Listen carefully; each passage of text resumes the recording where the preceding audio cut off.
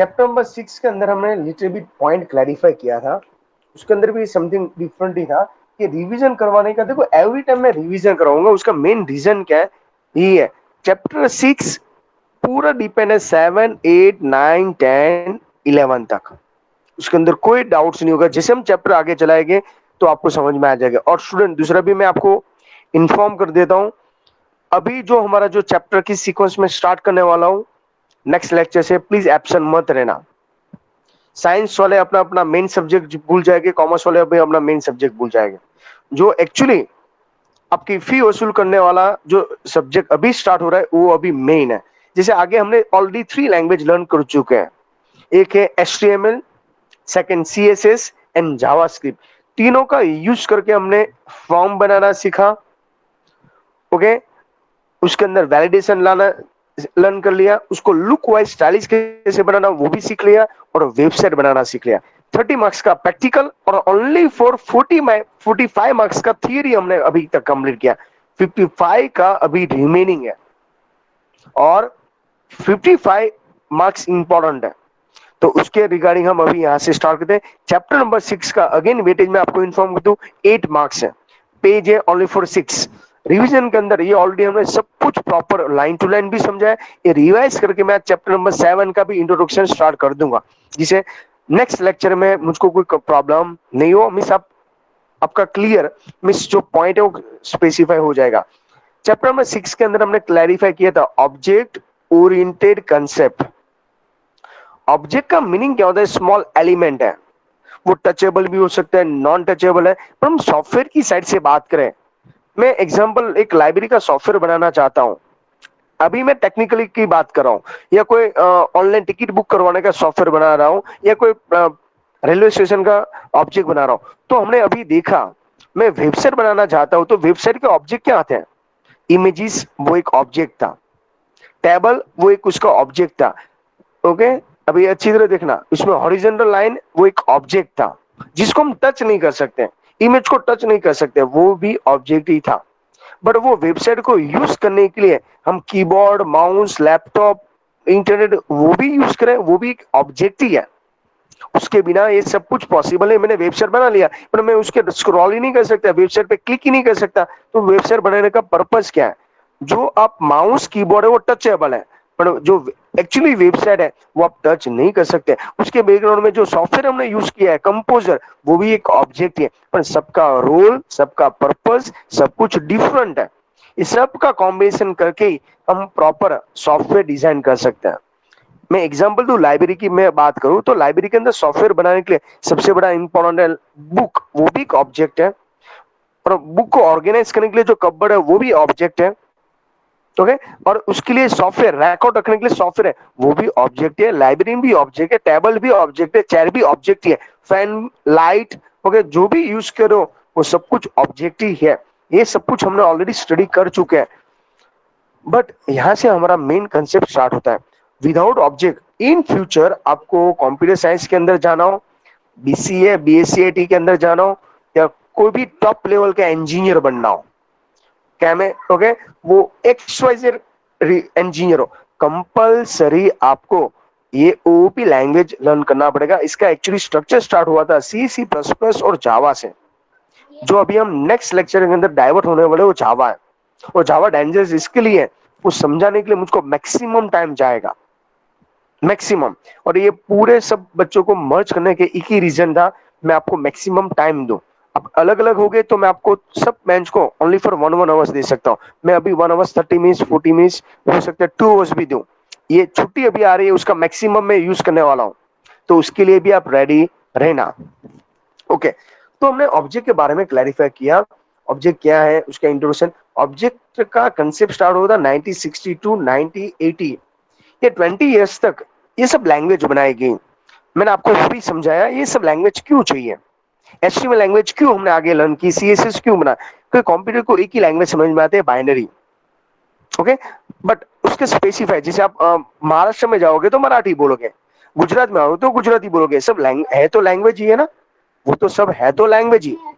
But उसका main reason यहाँ से स्टार्ट होता है।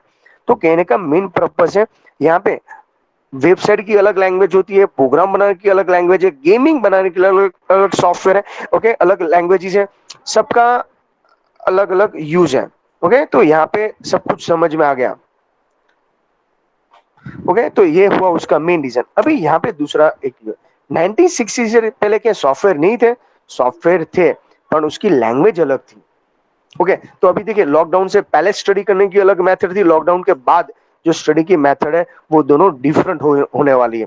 तो उसके अंदर सेम यहाँ पे 1916 से पहले जो लैंग्वेज थी वो क्या थी? प्रोसीजर लैंग्वेज थी। ओके, तो उसके बारे में हमने लगा स्ट्रक्चर। ये सब दोनों के अंदर ऑब्जेक्ट को प्रायोरिटी नहीं दिया जाता, प्रोसेस को प्रायोरिटी दिया जाता है। 1916 के बाद जितनी भी लैंग्वेज बनी, सी प्लस प्लस है, जावा है, सी शार्प है, वीबी डॉट नेट है, एएसपी डॉट नेट है, पीएचपी है, ये जो लैंग्वेज हमने बनाई उसके अंदर ऑब्जेक्ट के ऊपर फोकस किया जाता है। इन फ्यूचर को भी आप लैंग्वेज, जैसे अभी मार्केट में चल रही है पाइथन, लेटेस्ट है, और पाइथन लर्न करने के बाद हम एआई लर्न करते हैं। एआई मींस आर्टिफिशियल इंटेलिजेंस, उसकी बिना पॉसिबल नहीं है। ओके, तो ये हो उसका मेन रीजन। ओके, तो ये हुआ, ओके, ये हुआ उसका मेन रीजन। अभी देखो यहाँ पे मेन क्या होता है। अभी बुक, यहाँ पे देखिए, कोई भी सॉफ्टवेयर बना रहा हो, लाइब्रेरियन का सॉफ्टवेयर बनाने के लिए सबसे मेन इंपॉर्टेंट क्या है? Okay, student registration, book issue, book return and final calculation. तो ये सब भी एक ऑब्जेक्ट ही है।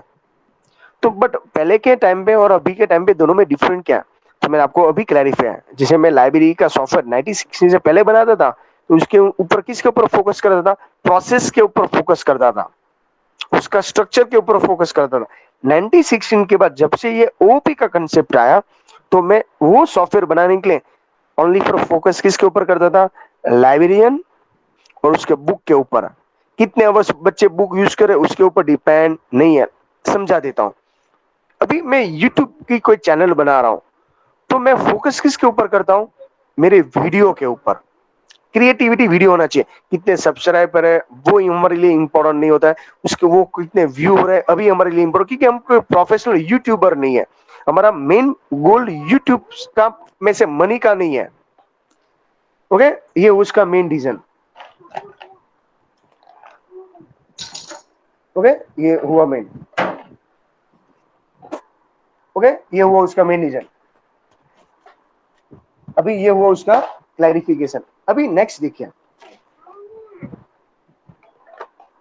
अभी नेक्स्ट पॉइंट कौन सा होगा? उसके अंदर भी यूज है,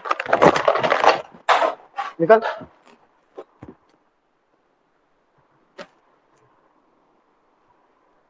सॉरी। नेक्स्ट यहाँ पे देखिए, वो ऑब्जेक्ट की बात करें। ऑब्जेक्ट के अंदर मेन क्या है यहाँ पे? नेक्स्ट, यहाँ पे आपको कप, कॉफी, वो सब के बारे में हमने क्लैरिफाई किया। इसके बाद यहाँ पे देखिए प्रॉपर्टी, जैसे कैरेक्टरिस्टिक को हम क्या बोलेंगे? प्रॉपर्टी और एट्रीब्यूट। देखिए आप भी सब स्टूडेंट ही हो, सब 12th के स्टूडेंट, तो आपकी मेन प्रॉपर्टी क्या है अभी? ओके, जैसे साइंस वाले स्टूडेंट है वो साइंस का कैरेक्टरिस्टिक है, तो उसकी प्रॉपर्टी और एट्रीब्यूट वो टाइप का होना चाहिए। ओके, और कॉमर्स वाले स्टूडेंट है उसका मेन क्या होना चाहिए? तो उसके लेवल का होना चाहिए।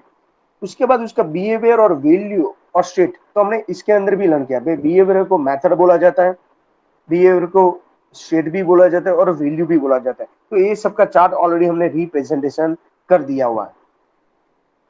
बट यहाँ पे हमको ये भी करना है, what it is. What it is को क्या बोला जाता है? आइडेंटिफाई। ओके, वापस व्हाट इट इज को क्या बोला जाता है? स्टेट। उसको वापस मेथड भी बोला जाता है। सेम व्हाट इज डज, तो उसको क्या बोला जाता है? बिहेवियर। बिहेवियर को वापस क्या बोला जाता है? मेथड। तो चैप्टर 1 के अंदर मेथड अलग थी, 2 के अंदर अलग मेथड है, और यहाँ पे जो है उसकी मेथड भी अलग है। तो सबका यहाँ पे डिफरेंट वैरायटी है। इसके बाद देखिए next, object oriented programming language के अंदर क्या होता है, उसके अंदर भी हमने क्लैरिफाई किया मेंबर एंड फीचर्स। मेंबर और फीचर्स भी उसके अंदर इंपॉर्टेंट है। मेंबर फीचर्स के अंदर भी क्या है? जो पर्सन उसका यूज कर रहा है। ओके, जैसे मैं सॉफ्टवेयर का यूज कर रहा हूँ, जैसे मैंने पेटीएम का यूज कर रहा हूँ, मैं उसका मेंबर बन गया। ओके, मैं फेसबुक यूज कर रहा हूँ तो उसका मेंबर यूज किया, तो उसके अंदर जितने भी फीचर्स है वो यूज करने के लिए मुझको अलाउड है, उसके अंदर कोई यूज नहीं है।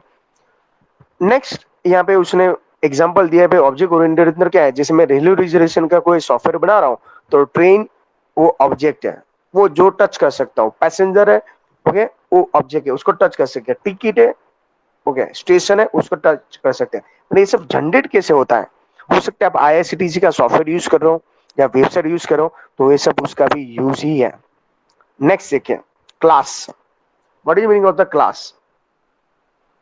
क्लास के अंदर वैरायटी है, सब ऑब्जेक्ट को कलेक्ट करना है, पर यहाँ पे ध्यान रखना है सिमिलर ऑब्जेक्ट होना चाहिए।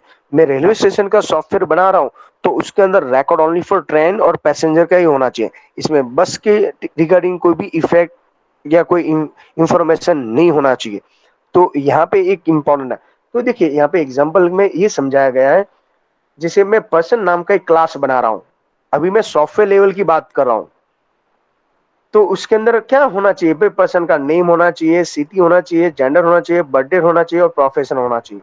ये सबका यहाँ पे यूज है, सबका यहाँ पे यूज है, सबका एक कॉमन एट्रीब्यूट तो और ग्राफ तो होना ही चाहिए, अदरवाइज ये पॉसिबल नहीं है। जैसे ये डॉक्टर मीरा है तो उसका भी नाम तो है पर उसकी वैल्यू क्या है, डिफरेंट है, प्रॉपर्टी डिफरेंट है ओके।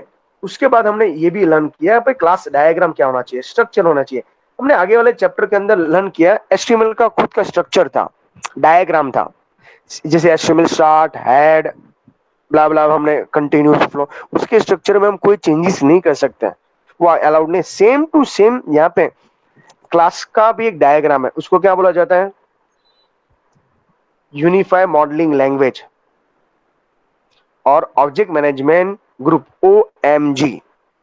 उसके अंदर भी फर्स्ट लेवल का ऑप्शन है, क्या था, क्लास का कंपलसरी क्या होना चाहिए, नेम होना चाहिए, कि जब तक क्लास का नेम नहीं हो सकता तब तक आगे नहीं जा सकता।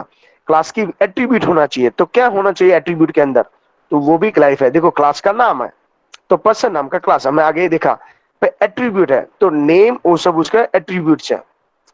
उसके बाद यहाँ पे विजिबिलिटी की बात करें तो इसमें ये सब भी हमने क्लैरिफाई किया।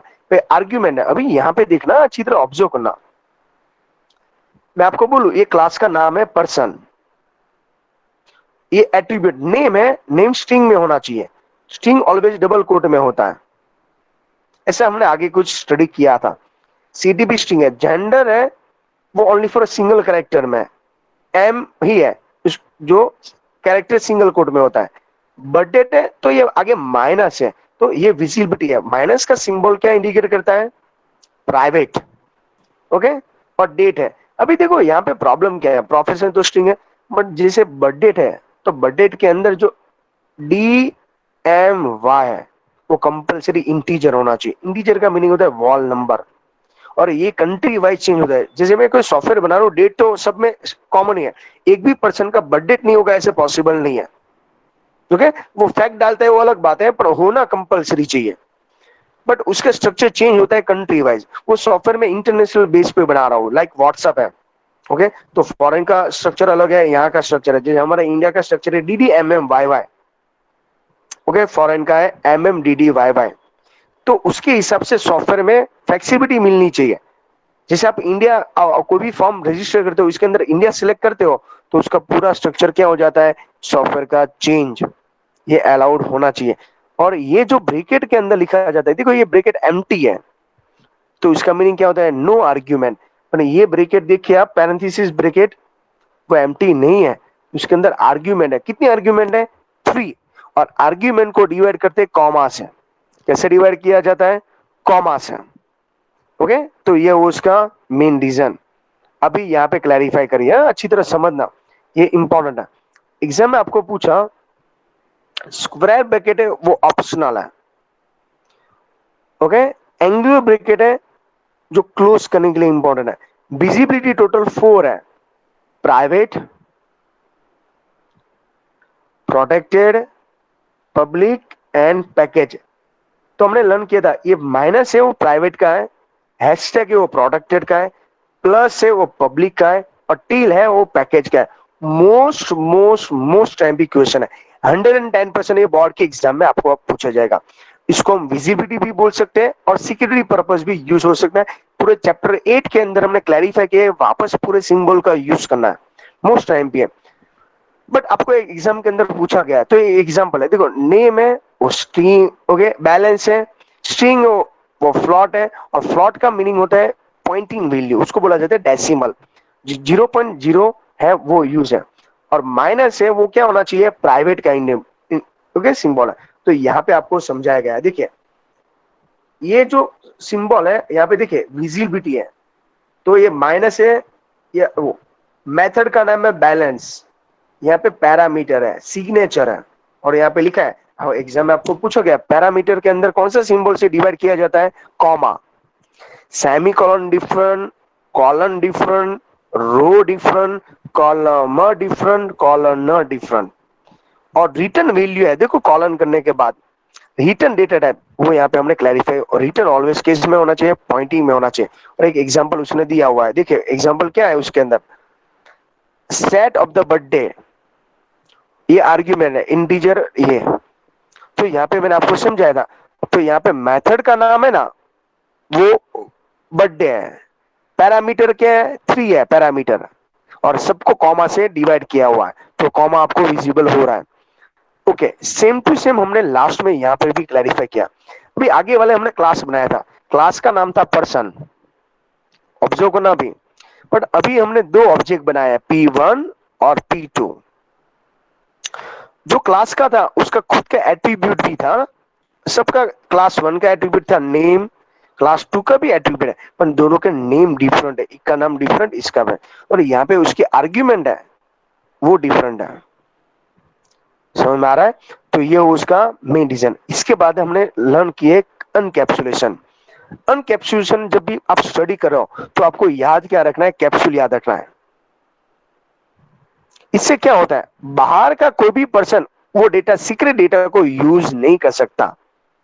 ओके, जिसे हमारे पास हम कैप्सूल की याद रखें कि बाहर का डेटा मीन्स व्हाट, जैसे फेसबुक का अकाउंट आपका खुद का है, तो बाहर का कोई भी पर्सन आपकी परमिशन के अलावा उसको ओपन नहीं कर सकता, पर एक फैसिलिटी भी क्या मिल रहा है, पूरे वर्ल्ड से कहीं से भी आप यूज कर सकते हो।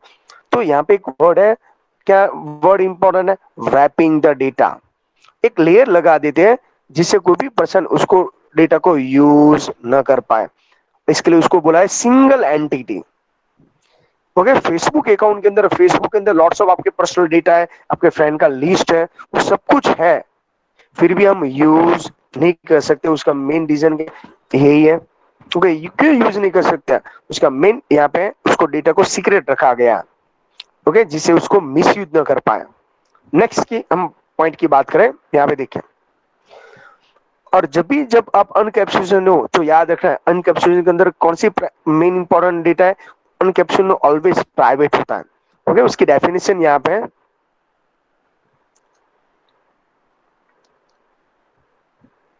the mechanism of providing the protection data method is a program is a encapsulation.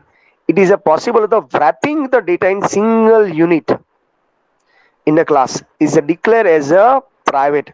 जब अनकैप्सुलेशन हो तो ऑलवेज क्या होना चाहिए, डेटा प्राइवेट होना चाहिए, और प्राइवेट का symbol you know very well, private का सिंबल कौन सा है, minus. Private member are not available of the outside, वो आउटसाइड से कोई भी उसका डेटा यूज नहीं कर सकता, ये उसका मेन पर्पज है, एडवांटेज है। तो आई होप सो आपको अनकैप्सुलेशन समझ में आ रहा है। इसके बाद हमने लर्न किया था डेटा एब्स्ट्रैक्शन। एब्स्ट्रैक्शन के अंदर क्या था, डेटा एब्स्ट्रैक्शन का मीनिंग क्या होता है, उसमें कॉम्प्लेक्सिटी को हाइड करने की बात है, हाइडिंग द कॉम्प्लेक्सिटी। उसके एग्जांपल दिया उसने, इट इज से what is does but not how it is done, वो कैसे हो रहा है वो हमारे लिए इंपॉर्टेंट है, हो रहा है ना, बस हो गया। जैसे मैंने एग्जांपल किया, पर टीवी आपसे रिमोट कंट्रोल से काम हो रहा है तो उसे यूज करिए ना, वो उसके अंदर मैकेनिज्म क्या है, क्या उसके अंदर सॉफ्टवेयर होगा, उसके बारे में आपको नहीं जाना है, उसका मेन ये एडवांटेज था। उसके बाद हमने यहाँ पे एक क्लैरिफाई किया था, जिसे निकालना हो तो आपको कौन सा यूज करना है, SQRT यूज करना है, उससे स्क्वायर रूट निकल जाएगा। उसके पीछे जो भी पर्सन ने सॉफ्टवेयर बनाया उसने सब कुछ रेडी करके दिया है। ओके, वो उसका मैकेनिज्म उसको मालूम है। जैसे प्रिंट है, प्रिंट का इसी लैंग्वेज में आपको क्लियर है, वो ऑटोमेटिकली यहाँ पे यूज क्लैरिफाई कर लेगा। उसके बाद यहाँ पे समझना ये है, एडीटी। एडीटी का फुल फॉर्म है एब्स्ट्रैक्शन डेटा टाइप। जो only for C C plus plus के अंदर था, बट सी प्लस प्लस के अंदर डेटा एब्स्ट्रैक्शन का एक्स्ट्रा यूज है। जो क्लास है only for C C plus plus के अंदर क्या आता था, स्ट्रक्चर था, जो ओल्ड मेथड थी। जब सी प्लस प्लस एंड जावा आया तो उसके अंदर क्या आ गया, एडीटी भी है और उसके अंदर क्लास भी है। क्लास का concept actually C plus plus से आया है, सी लैंग्वेज के अंदर क्लास नहीं था। जो आपने 10th स्टैंडर्ड के अंदर लैंग्वेज लर्न किया था वो ओनली फॉर स्ट्रक्चर लेवल था। और हम जो अभी हम लर्न करने वाले हैं C C plus plus, sorry C plus plus and Java, उसके अंदर क्लास वर्ड इंपॉर्टेंट है। उसके बाद मैसेज। ओके, मैसेज का मेन पर्पस क्या होता है? अभी जैसे हम इतनी सारी सिक्योरिटी है, अनकैप्सुलेशन है, ओके ओके, जैसे एग्जाम फेसबुक के अंदर डेटा आपका प्रोटेक्शन है, पर आप तो उसको यूज कर सकते हो ना। उसके अंदर लॉगिन होने के लिए आपके पास कौन सी मेथड है, क्या मेथड है, आपके पास राइट यूजर एंड पासवर्ड होना चाहिए, तब तक आपको वो डेटा डिस्प्ले नहीं कर पाएगा। तो यहाँ पर भी एक मेथड ही है, तो उसको बोला जाता है मैसेज। उसको बोलता है इनवॉक। इनवॉक करना मीन्स व्हाट, कॉल करना, बुलाना। तो ये भी एक उसका प्रोसीजर ही है। उसके बाद है पॉलीमॉर्फिज्म। पॉलीमॉर्फिज्म के अंदर क्या है, what is meaning of the polymorphism? तो उसके अंदर याद रखना है मैनी फॉर्म, एक से ज्यादा, different form in single method and operation, name same but उसका यूज डिफरेंट है। तो उसका एग्जांपल दिया है यहाँ पे सिग्नेचर। सिग्नेचर का दूसरा नाम है पैरामीटर। ओके, इसके बाद हमने लर्न किया फंक्शन एंड मेथड ओवरलोडिंग, वो दोनों सेम है। तो इसके अंदर क्या है लिखा है, method name and different signature. ऐसे ही दूसरा पॉइंट है यहाँ पे ऑपरेटर ओवरलोडिंग। ऑपरेटर ओवरलोडिंग में means what, symbol same, logo same, but उसकी वैल्यू, ऑपरेंड वैल्यू डिफरेंट। याद रखना ये सब इंपॉर्टेंट वर्ड्स हैं। जब पॉलीमॉर्फिज्म आप स्टडी कर रहे हो तो उसके अंदर मैनी फॉर्म याद रखना है। ओके, इसके अंदर सिंगल मेथड एंड ऑपरेटर की बात कर रहे हैं। यहाँ पे सिग्नेचर को पैरामीटर बोला गया है, पर यहाँ पे ध्यान रखना है same name but different parameter signature in single class, उसको बोला जाता है फंक्शन और मेथड ओवरलोडिंग। चैप्टर नंबर 1 के अंदर भी था, चैप्टर नंबर 2 के अंदर भी था फंक्शन, और वहां पर भी मेथड था, चैप्टर 2 के अंदर भी था, आगे भी हमने चैप्टर 6 के अंदर लर्न किया। पर ये सब कुछ डिफरेंट मेथड है, तो क्लैरिफाई कर लीजिएगा। ये चैप्टर 6 में इतना कंप्लीट होने के बाद मैं इतना बोल सकता हूँ, मैंने प्रॉमिस के हिसाब से चैप्टर 6 मैंने 6 टाइम आपको रिवाइज करवा दिया है। उसके बाद हमने लर्न किया मेथड ओवरलोडिंग। अभी यहाँ पे जो एग्रीगेशन कंपैरिजन है, ये कंपोजिशन, पर यहाँ पे ध्यान रखना है as a part of the relationship between class. As a relationship हो वो किसके अंदर आता है, पॉलीमॉर्फिज्म के अंदर। यहाँ पे रिलेशनशिप वो कैसे होता है, एज टेम्पररी, लाइक आपका और मेरा रिलेशनशिप एज है। हम आगे जो लर्न करने वाले हैं वो रिलेशनशिप कैसा होगा, इज अ काइंड ऑफ, उसमें आपका और मेरा नहीं चला है। ओके, एग्जांपल है motherboard is a part of the computer. अभी कंप्यूटर है तो कंपलसरी मदरबोर्ड तो होना ही चाहिए, उसके बिना कंप्यूटर नहीं बन सकता। ओके, उसके बाद हमने यहाँ पे क्लैरिफाई किया, ये चार्ट अभी समझना। तो पर्सन है तो पर्सन का कंपलसरी नेम होना चाहिए, एड्रेस होना चाहिए, पर नेम के साथ दूसरा क्या जॉइंट है, नेम के साथ ये है, नेम है तो उसके वापस 3 पार्ट है। Okay, first name, middle name, last name.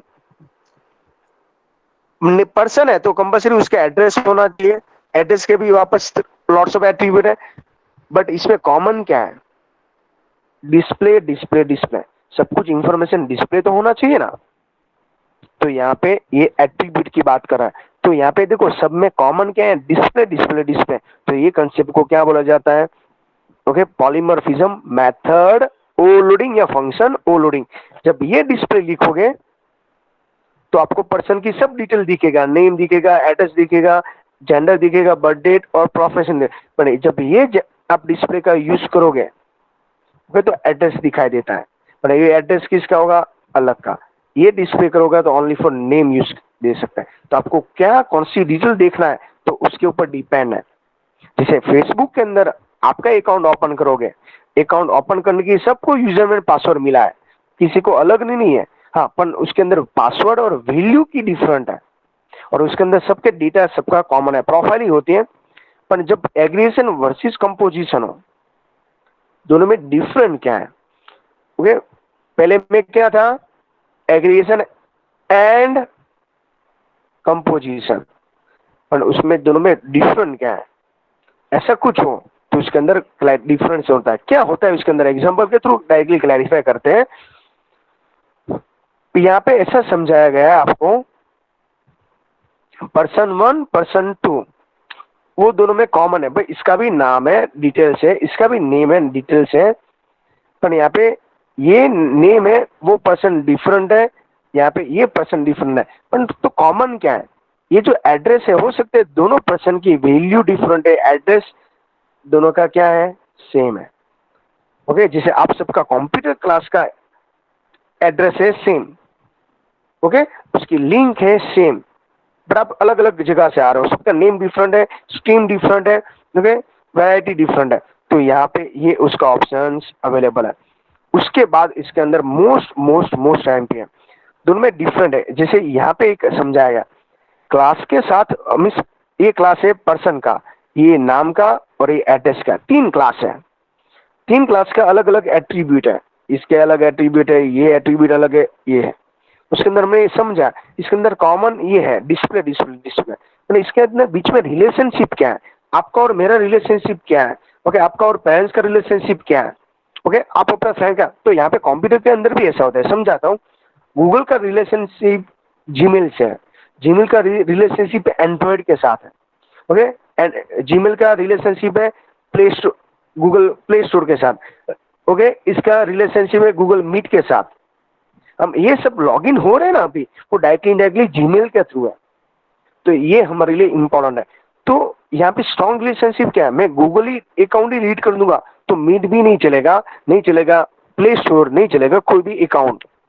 तो हमारे लिए मेन है जो स्ट्रॉन्ग रिलेशनशिप है वो ये, पर्सन ही नहीं रहेगा तो उसका नाम क्या क्या काम, तो बीच में जो ये डायमंड है उसको बोलते हैं कंपोजिशन, जो कंप्लीट डायमंड है, स्ट्रॉन्ग रिलेशनशिप, उसके बिना कोई यहाँ पे नहीं है। जैसे वो पर्सन ही नहीं रहा तो उसका नाम भी चला जाता है, बट ऐसे कंपल्सरी ये एग्रीगेशन कैसा है? एम्प्टी है, ये डायमंड एम्प्टी है, उसको बोला जाता है एग्रीगेशन।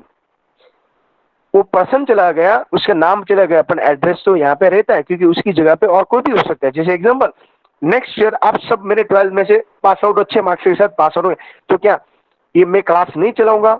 यस, आपसे डबल स्टूडेंट आएंगे, ओके, और हो सकता है आपसे भी गुड स्टूडेंट हो, आप जैसे 95 वाला स्टूडेंट हो वो 100 ऑफ 100 वाला स्टूडेंट भी आ सकते हैं। तो यहाँ पे ऐसा यूज है। अभी आप अभी ज्वाइन हुए, हो सकता है आप तो दिवाली के बाद भी नए स्टूडेंट ज्वाइन हो, तो ये सबका रिलेशन डिफरेंट है कि आपका रिलेशन मेरा फुल ईयर से रिलेशन है, तो स्ट्रॉन्ग रिलेशनशिप है। वो स्टूडेंट आएंगे और मैं उसका गोल पूछूंगा, वो बोलेगा सर 90 है, पॉसिबल नहीं है, ओके, तो आपका मैं उसको प्रॉमिस भी नहीं बोल सकता आप 95 ला सकते हैं, मैं उसको प्रॉमिस कैसे बोला? मैं एग्रीशन करता हूँ आपका 75 से ज्यादा नहीं। एग्जांपल दूं, अभी देखो कंप्यूटर की रीटेस्ट की एग्जाम है अभी 1 मंथ के बाद, टोटल 12 स्टूडेंट की एक नई बेंच है, बोलेगे सर हमको ओनली फॉर पास होना है, वेरी गुड, पासिंग मिस हुआ 35 45, मैंने आपको बोला 1 मंथ के अंदर पूरी टेक्स्ट बुक कंप्लीट कर दो, पर आप पर डे मुझको 5 आवर्स दोगे? सर पॉसिबल नहीं है, तो सॉरी मेरे पास भी पॉसिबल नहीं है। ओके, आप अपने हिसाब से ये टेक्स्ट बुक रिफर करिए, इतने चैप्टर रीड करिए और इतने रेफरेंस बुक रिफर, अदरवाइज मेरे पास कोई मैजिक नहीं है। ओके, तो ये इंपॉर्टेंट है हमारे लिए, तो यहाँ पे आपको ये क्लैरिफाई करना पड़ेगा, रिलेशनशिप इंपॉर्टेंट है। इसके बाद है इनहेरिटेंस। इनहेरिटेंस के अंदर क्या होता है? What is meaning of the inheritance?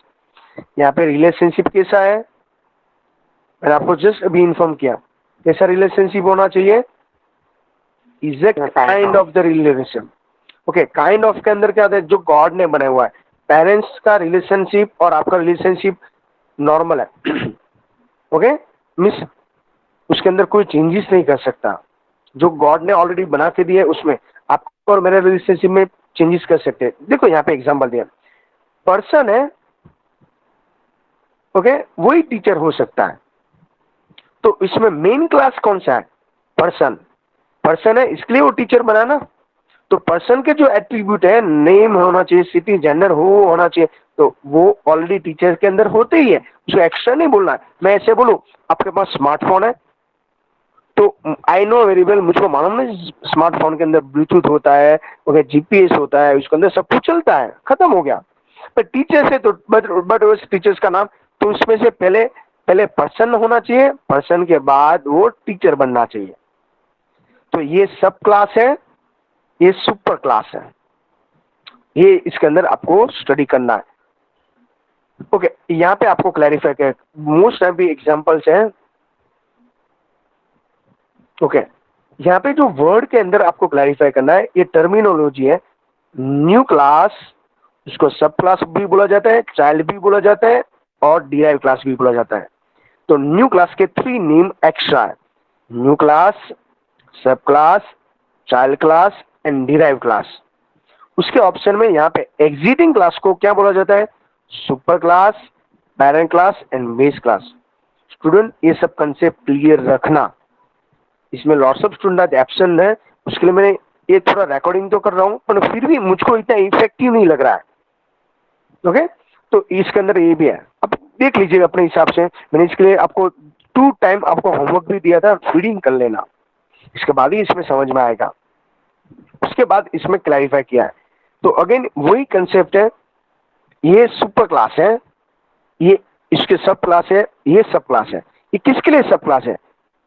तो अलग अलग ऑप्शन है, उसमें जो कॉमन फीचर्स है वो इसके अंदर आ जाता है, इसके कॉमन फीचर्स है वो इसके अंदर आ जाता है, पर सब जगह पे डिफरेंट है। इसमें हमने लर्न किया था multi level inheritance and multiple.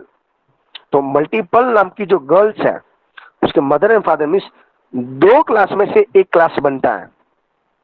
क्या है? किसमें से? 2 क्लास में से एक क्लास बनता है। देखना अच्छी तरह, ये 2 क्लास में से एक क्लास बना। पर्सन है ना, वो ऐसे नहीं बनता, वो पर्सन एम्प्लॉय भी हो सकता है, वो पर्सन टीचर्स भी है। मेरा एग्जांपल हूं, मैं सबसे पहले पर्सन हूं, ओके, आपके लिए मैं सर हूं, बट स्कूल के लिए क्या हूं? मैं एम्प्लॉय हूं। समझ में आ रहा है? तो उसको क्या बोला जाता है? मल्टीपल। मल्टी लेवल, एक में से 2 बनता है, एक में से 2 मीन्स व्हाट? ये इसके एग्जांपल ले लेते वापस। पर्सन है वो एम्प्लॉय भी होता है, और यहाँ में तो मैंने आपको एग्जांपल दिया, सी और सी प्लस प्लस से जावा लैंग्वेज बनी है। सी और सी प्लस प्लस से कौन सी लैंग्वेज बनी है? जावा। ऐसे तो 2 में से एक बनता है, उसको क्या बोला जाता है? Multi level. तो ये छोटे छोटे डेफिनेशन है, ध्यान रखना पड़ेगा, उसके एमसीक्यू डेंजरस है। तो मल्टी लेवल एंड मल्टीपल के यहाँ से हमको क्लैरिफाई किया है। तो आई होप सो आपको समझ में आ गया है थोड़ा सा इसमें भी, और यहाँ पर भी है, पर ये कंपोजिशन है और वर्सेस इनहेरिटेंस है। तो इसके अंदर भी क्लैरिफाई आपको समझ में आ गया है। इसके बाद आपको पूरा समरी एक बार पूरी रीड कर लेनी है, चैप्टर 6 के अंदर ये सब समझ लेना। इसके बाद में आज चैप्टर 7 जो स्टार्ट करो, उसके एमसीक्यू एक बार आप प्रॉपर एक बार सॉल्व कर लीजिएगा, समझ में आ जाना चाहिए। 7 से स्टार्ट हो रहा है जावा, जो हमारा मेन और इंपॉर्टेंट है। ये जावा का जो वेटेज है प्रैक्टिकल में 10 मार्क्स 7 8 को चैप्टर को मिला के मैंने खत्म कर दिया है, और एक चैप्टर नंबर 13 भी पेंडिंग में। मैंने चैप्टर नंबर 13 पूरा थियरी है, बट अभी मैं आपको नया प्रैक्टिकल यहाँ से स्टार्ट करना चाहता हूँ चैप्टर नंबर 7 से। चैप्टर नंबर 7 का हेडिंग है जावा बेसिक। उसका थियरी में वेटेज है 10 मार्क्स, बोर्ड के एग्जाम में साइंस कॉमर्स दोनों के लिए, प्रैक्टिकल में टोटल 10 मार्क्स। इसमें प्रोग्राम भी इंपॉर्टेंट है, पर ये ग्रामर है। जैसे एचटीएमएल का ग्रामर हमने लर्न किया था, ऐसे जावा का भी ग्रामर इंपॉर्टेंट है। ये भी चैप्टर 6 के ऊपर डिपेंड है, पर चैप्टर 6 और 7 दोनों मिला के 8 के अंदर आता है। तो Java language is object oriented. अभी कोई चैप्टर 7 के अंदर मुझको पूछे, सर ये जावा ऑब्जेक्ट ओरिएंटेड क्यों है, तो मेरे पास एक ही सेंटेंस होना है, please read the chapter number 6। तो यहाँ पे ओनली फॉर क्या लिखा है? Java is a object oriented programming language developed by Sun micro system. Sun micro system ने डिजाइन किया है। ये एक्सपांड किस में से हुआ? सी प्लस प्लस में से जावा बना हुआ है। ओके, सी लैंग्वेज में से सी प्लस प्लस बना, सी प्लस प्लस में से जावा डिजाइन किया। आप लोग के सर जावा लैंग्वेज बनाने का मेन यूज में मेन क्या ऐसी रिक्वायरमेंट थी? ये एक रोबोटिक लैंग्वेज थी। अलग अलग अलग डिफरेंट रोबोट्स बनाने के लिए जावा लैंग्वेज बनाई गई थी। रोबोट मीन्स व्हाट, जो ओके ऑटोमेटिक काम करना स्टार्ट करें। ऑटोमेटिक काम मीन्स व्हाट, जैसे आपके घर पे ओवन मशीन है, वॉशिंग मशीन है, वो एक बार उसको ऑर्डर दे देते हैं, वो अपना काम करता रहेगा। ऐसी लैंग्वेज से ही पॉसिबल है। बट आपको सी लैंग्वेज आती हो, 10th स्टैंडर्ड के अंदर थोड़ा सा बेस क्लियर हो, तो जावा के अंदर ओके 10% आपको हेल्प हो सकता है, 90% उसके डिफरेंट है। ओके, तो उसके ग्रामर सबका लैंग्वेज है। जिसको हिंदी आती है ओके, उसको इंग्लिश बोलने में प्रॉब्लम नहीं होता, क्योंकि एक लैंग्वेज का उसका बेस होता है। जब भी उसको इंग्लिश सीखना हो तो हिंदी में से इंग्लिश का हिंदी का बेस क्लियर होगा और इंग्लिश सिखाया जाता है। और उसको लैंग्वेज नाम का वर्ड ही नहीं क्लियर हो ओके, तो पॉसिबल नहीं है। तो इसके अंदर हम इंट्रोडक्शन टू जावा के बारे में समझे थे। 1991 में जावा लैंग्वेज बनी थी। उससे पहले सी लैंग्वेज सी प्लस प्लस भी बनी थी। उसके अंदर है जेडी के नाम का सॉफ्टवेयर। उसमें Java source code, Java compiler, जावा बाइट कोड, ये बाइट कोड है, ये सब में सपोर्ट करती है। लिनक्स, इसके बारे में आपको मैंने पहले समझा दिया, ये उबंटू है। विंडो जो माइक्रोसॉफ्ट है, और मैक जो एप्पल के रिगार्डिंग अवेलेबल है। ओके, उसके बाद हमने ये भी क्लैरिफाई करना है सिंपल स्ट्रक्चर। अभी जो हमने स्ट्रक्चर लर्न किया था ना चैप्टर नंबर 6 के अंदर, क्लास का स्ट्रक्चर, वो स्ट्रक्चर हमको यहाँ पे फॉलो करना है। आपका प्रैक्टिकल यहाँ से स्टार्ट हो रहा है। यहाँ पे क्लास का नाम है कंपल्सरी, जैसे वहां पे क्लास का नाम क्या था, पर्सन। यहाँ पे क्लास का नाम है कॉल कोस्ट। ओके, उसमें एट्रीब्यूट था, क्लास के अंदर एट्रीब्यूट, तो ये डबल डबल जो लिखा ना वो एट्रीब्यूट है। उसकी वैल्यू यहाँ पे, और उसका परफॉर्मेंस हमने यहाँ पे फॉलो किया हुआ है। और उसको डिस्प्ले करने के लिए ये था जो हमने मैंने बोला था, डिस्प्ले डिस्प्ले डिस्प्ले। तो ये यहाँ से आपका प्रैक्टिकल स्टार्ट हो जाता है। ये प्रैक्टिकल समझने के लिए आपको मेंटली विथ फिजिकली सामने प्रेजेंट होना चाहिए। मैं अभी इनकेस जावा के ओनली फॉर जावा के क्लास होते हैं, ओनली फॉर 6 मंथ का कोर्स होता है। वो लैंग्वेज की फी भी, आप कोई भी इंस्टीट्यूट में चले जाओ आपके यहाँ पे एरिया में फेमस है, उसको पूछना मुझको जावा लैंग्वेज लर्न करनी, उसकी मिनिमम फी 45,000 से स्टार्ट होती है। और वही बच्चे को मैं हमारे हिसाब से जो 12th में से पास हो रहा, वही लैंग्वेज है, यही सब कुछ मैं सिखाता हूँ, उसमें कुछ भी नहीं है एक्स्ट्रा। दोनों में डिफरेंट क्या है, वैरायटी है। आपका ओनली फॉर बेसिक है, उसको कोर है, उसको मुझको इंटरव्यू तक और कंपनी में जो इंटरव्यू होता है उसको क्रैक करवाने के लिए सब कुछ यहाँ पे क्लैरिफाई करवाया जाता है। इसके लिए पर उसका ग्रामर तो यही है, उसको मैं जो 6 मंथ में 2 मंथ तो यही सिखाता हूँ। ओके, तो उसके एक टेबल है, उसका भी फ्लो है, जावा सोर्स, जावा कंपाइलर, जावा बाइट कोड, उसके बाद से जेवीएम बनता है। ओके, तो ये हो उसका मेन यूज। तो यहाँ पे आपको क्लैरिफाई करना है, थोड़ा सा ग्रामर है, और इसके अंदर देखो ये प्रैक्टिकल है। यहाँ से एक हमको नया सॉफ्टवेयर के बारे में लर्न करना है, साइनटेक। जो उसका लुक मैं आपको दिखा देता हूँ, मैंने ऑलरेडी यूज कर दिया है। ये साइनटेक पूरा प्रोग्राम इसमें हमको टाइप करना है, टूल्स में जाके कंपाइल करना है। कंपाइल होने के बाद ही एक प्रोग्राम इनकेस अवेलेबल हो मेरे पास, यस नहीं है साइनटेक का, तो मैं आपको समझा देता हूँ उसके अंदर कैसे सब कुछ क्लैरिफाई हो जाता है।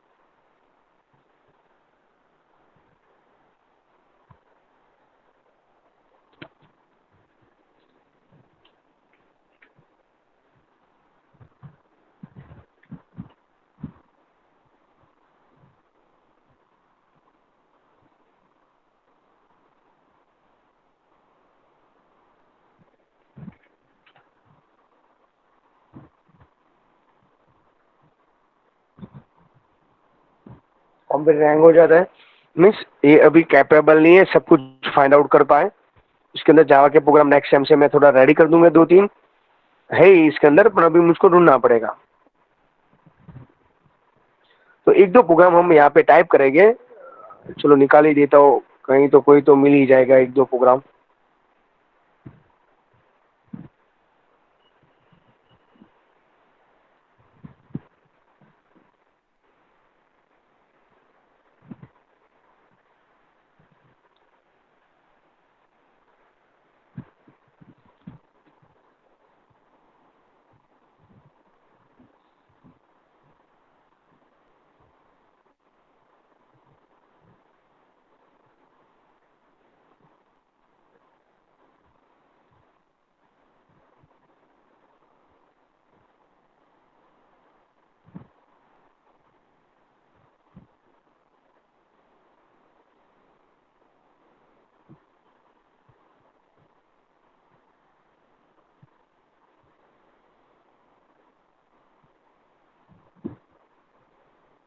ओके, ऐसे जावा के प्रोग्राम होते हैं, दिख रहा है आपको?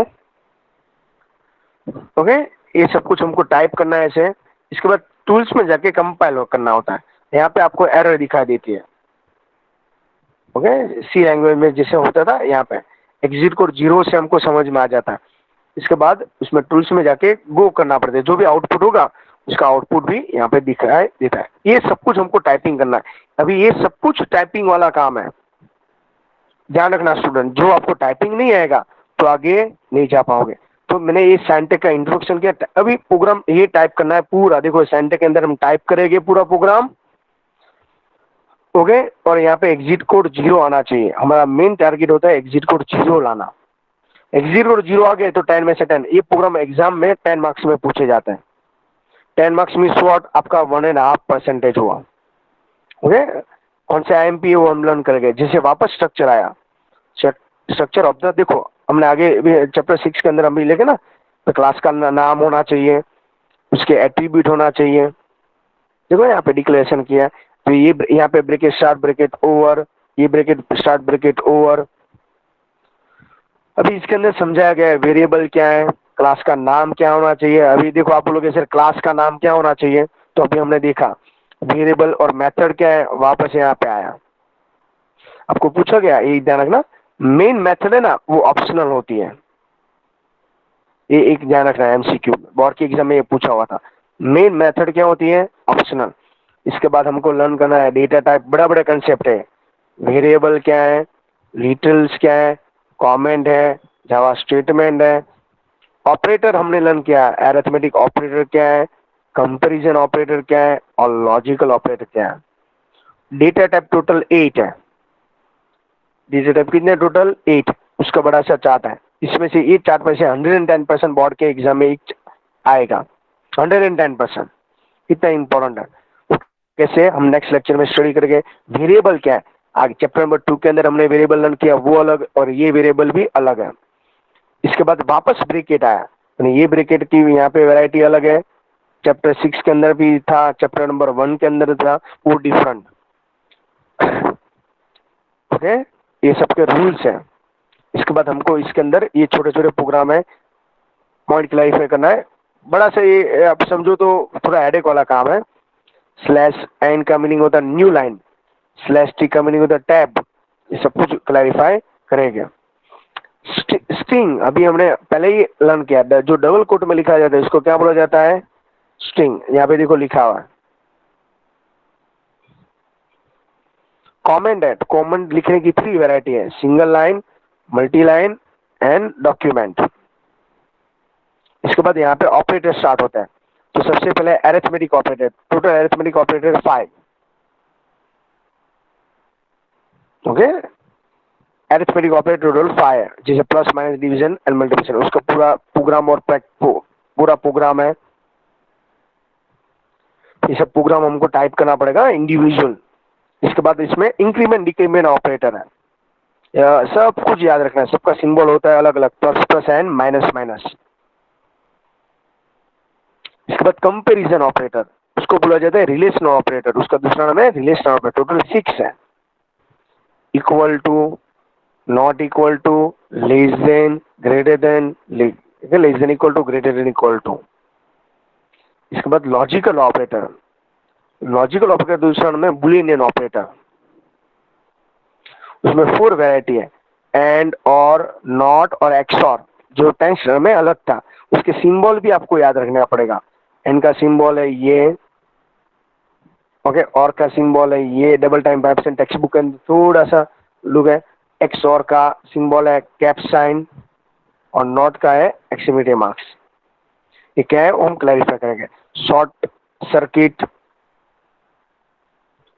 कंडीशनल ऑपरेटर, ये सब पॉइंट है। इसमें से लॉट MCQ बनते हैं। ये चैप्टर के अंदर लॉट वैरायटी MCQ है। अभी MCQ में फिक्स नहीं बोल सकते, ये MCQ में से ही आएगा। सब कुछ लर्न कर लेंगे। यही चैप्टर ऐसा है। असाइनमेंट ऑपरेटर, देखो एक एक स्मॉल स्मॉल टॉपिक देखते जाओ। Short and operator, type casting operator, okay, symbol की प्रायोरिटी। जब ये पूरे सब सिंबल मिक्स हो जाते हैं तो इसमें प्रायोरिटी सबसे पहले किसको मिलती है, उसका टेबल, इसमें से एमसीक्यू। लास्ट टाइम कॉमर्स के अंदर जो चैप्टर, ये कॉमर्स के अंदर पेपर हार्ड निकला ना, उसमें से हार्डेस्ट एमसीक्यू है ना, वो चैप्टर 7 में से बना के आपको पूछे होते हैं। इसके बाद ब्लॉक, हमने बोला था ब्लॉक में क्या था, स्कोप, रेंज। ओके, ये आगे वाले पॉइंट में भी हमने समझा था। चैप्टर नंबर 2 के अंदर भी कर्ली ब्रैकेट का यूज हुआ था। वापस प्रोग्राम आएगा, वापस प्रोग्राम है ब्लॉक के। अभी कंडीशन, इफ स्टेटमेंट है, इफ एल्स है, ये 10th के अंदर भी आता था, 11th के अंदर भी आता था इफ एल्स, जिसमें 11th के अंदर एलिफ था। ओके, एलिफ लीडर था, उसके अंदर ऐसा था। यहाँ पे देखो इफ का वापस यूज है, if else, simple if else, nested if else, only for if else का पॉइंट। ओके, if का, और स्विच, और एवरी स्विच के बाद यहाँ पे ब्रेक लगाना कंपलसरी है, और यहाँ पे केस आता है। उसके बाद लूप, टोटल 3 टाइप के लूप है। उसको फोर लूप बोला जाता है, इसको वाइल लूप बोला जाता है, और इसको डू वाइल लूप बोला जाता है। ये भी हमको स्टडी करना है, उसके एग्जाम्पल भी है। और 2 कंटेन है, ब्रेक एंड कंटिन्यू। उसके बाद है नेस्टेड लूप, लूप के अंदर लूप, जैसे टेबल के अंदर टेबल बनाते थे, उसको नेस्टेड टेबल बनाया जाता है। इसके बाद 2 लेबल बाकी है। ओके, लेबल ब्रेक, उसका भी प्रैक्टिकल है। तो ये लेंथी चैप्टर्स है, उसके लिए आप रेडी रहना। ओके, और उसमें मैक्सिमम एमसीक्यू पूछे जाते हैं, सॉल्व